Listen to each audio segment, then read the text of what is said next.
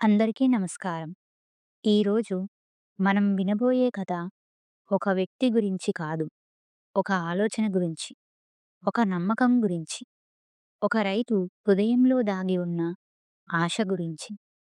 పచ్చని పొలాలు, గాలి తాకితే అలల్లా ఊగే వరిచేలు, మామిడి చెట్ల నీడలో ఊపిరి పీల్చుకునే ఒక చిన్న గ్రామం. ఆ గ్రామంలోనే మన కథ మొదలవుతుంది. ఆ గ్రామంలో రాము అనే ఒక సాధారణ రైతు ఉండేవాడు. పెద్ద భూములు లేవు. ఎన్నో ఎకరాల ఆస్తులు లేవు. కానీ అతని మనసు మాత్రం విశాలమైన ఆకాశంలా ఉండేది. ప్రతిరోజు ఉదయం సూర్యుడు ఉదయించకముందే రాము తన ఇంటి ముందున్న పాత మామిడి చెట్టు దగ్గర నిలబడి నిశ్శబ్దంగా ఆకాశం వైపు చూసి ఇలా అనేవాడు. ఈరోజు ఏం జరిగినా సరే, నేను ఆశను వదలకూడదు. ఈరోజు అంతా మంచే జరుగుతుంది అని అనుకునేవాడు. గ్రామంలో కొంతమంది అతన్ని చూసి నవ్వేవారు. ఇంత పేదవాడివి, ఎంత కష్టాల్లో ఉన్నా నువ్వెలా నవ్వగలుగుతున్నావు అని అడిగేవారు. అప్పుడు రాము ఎంతో నెమ్మదిగా ఇలా చెప్పేవాడు. నాకు డబ్బు తక్కువ కావచ్చు, కానీ నా మనసులో నమ్మకం ఉంది. అదే నాకు నిజమైన సంపద. అలా ఒక సంవత్సరం ఆ గ్రామాన్ని తీవ్రమైన కరువు పట్టుకుంది. బావులు ఎండిపోయాయి. పంటలు వాడిపోయాయి. ఆకాశం వర్షాన్ని మర్చిపోయింది. చాలామంది రైతులు నిరాశలో కూరుకుపోయారు.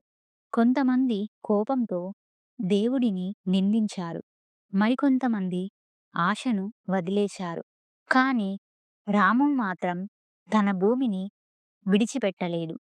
ఎండలో చెమట కరిగినా, చేతులు పగిలినా, కళ్ళల్లో నీళ్లు తిరిగినా తన పొలంలో నిలబడి మట్టిని తాకి ఇలా అన్నాడు.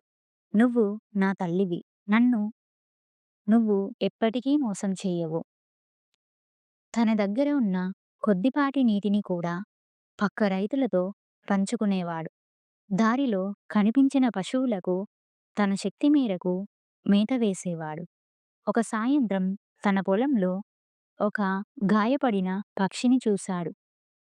అలసిపోయిన, ఆకలిగా ఉన్న ఆ పక్షిని చేతుల్లోకి తీసుకుని ఇంటికి తీసుకెళ్ళాడు. అతని భార్య ఆందోళనగా ఇలా అంది.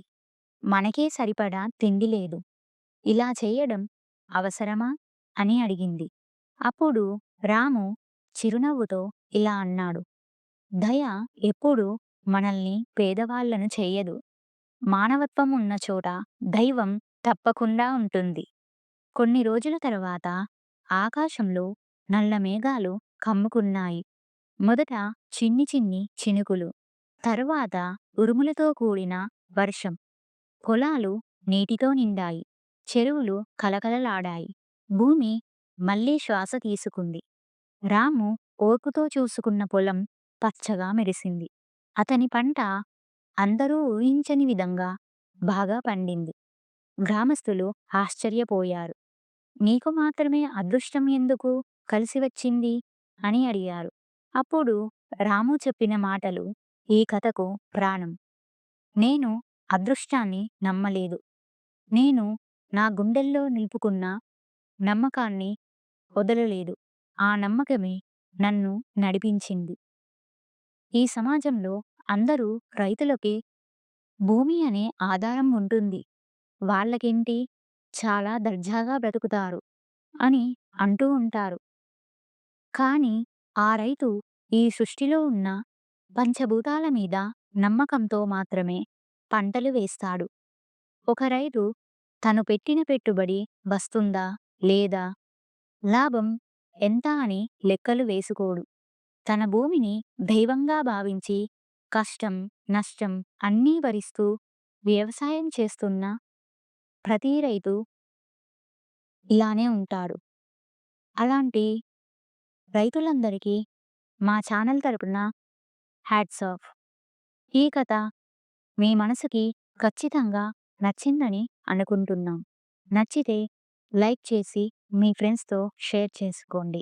ఇలాంటి మరిన్ని మంచి వీడియోల కోసం తెలుగు సోల్‌ఫుల్ ఫ్రెండ్ ఛానల్‌ని సబ్స్క్రైబ్ చేసుకోవడం మర్చిపోవద్దు.